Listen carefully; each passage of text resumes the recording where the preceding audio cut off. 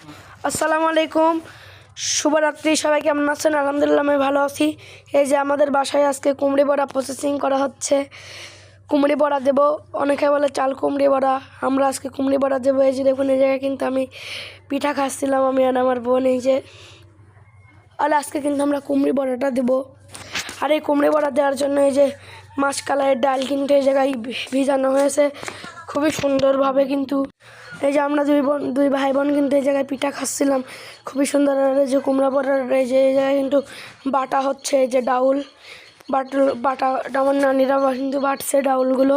So ডাউলগুলো রাত্রেবেলা processing করে চাল কুমড়া কিন্তু কুড়ে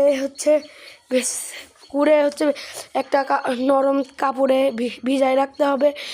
তারপরে সকালবেলা উঠেই কিন্তু এটা নিয়ে এসে কুমড়ি বড়া এবং এই যে ডালের বাটারটা একসাথে করে দিতে হবে। ডাল এখন বেটে হচ্ছে, সকালবেলা প্রসেসিং করবে। সকালবেলা প্রসেসিংয়ের ভিডিওটা আপনাদের সামনে দেবো।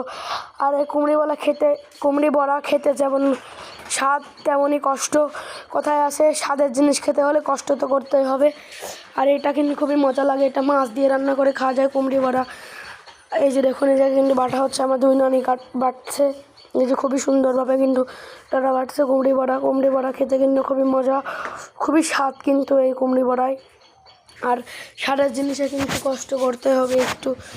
এই যে ডাউল কিন্তু, আর এই জায়গায় ডাউল কিন্তু বাটা হচ্ছে।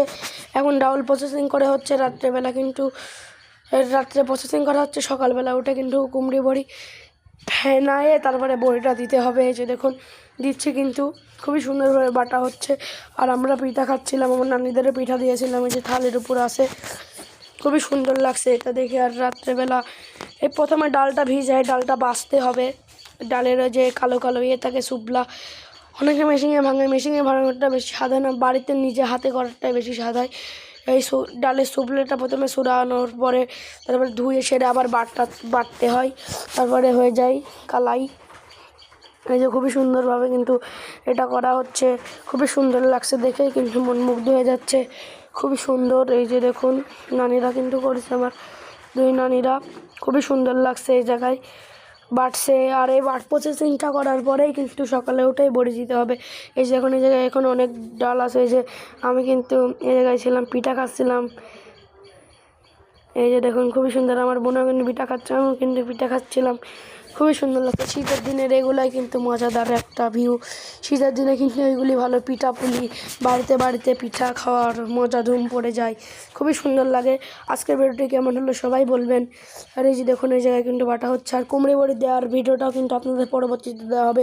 ভিডিওটি ভালো লাগলে পেজটাকে ফলো করবেন আর আমাদের পাশে থাকবেন। এরকম সুন্দর সুন্দর ভিডিও পেতে চাইলে JR পেজে চলে যাবেন। JR দোহা পেজে, যে পেজের ভিডিও দেখছেন এই পেজেই কিন্তু সুন্দর সুন্দর ভিডিও পেয়ে যাবেন। ভিডিও ভালো লাগলে